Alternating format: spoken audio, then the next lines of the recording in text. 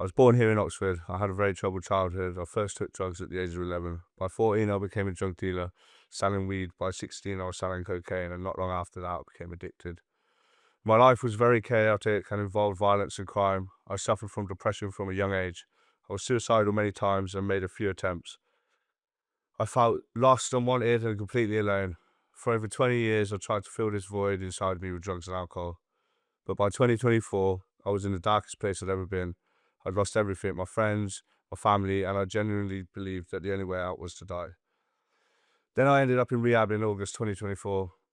I'd never been clean since I was 11 years old. I didn't know what to expect or if I could even do it.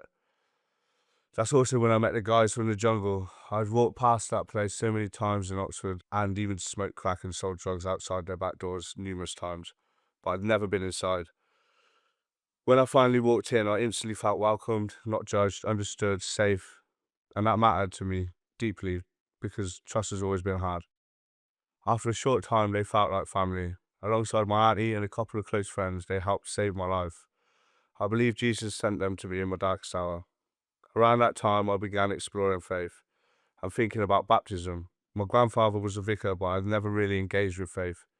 I asked my auntie for his Bible, and as she opened it, a note fell out, written over 13 years earlier, and it said, "Pour out your Holy Spirit, that those baptized in this water may die to sin, be raised with Christ, and be born to new life." It was written 4 times, and the next week I was baptized. Today I'm almost 2 years clean. I've rebuilt relationships with my friends, family, and most importantly, my children. I've just finished my first year of a law degree, and for the first time in my life, I have peace.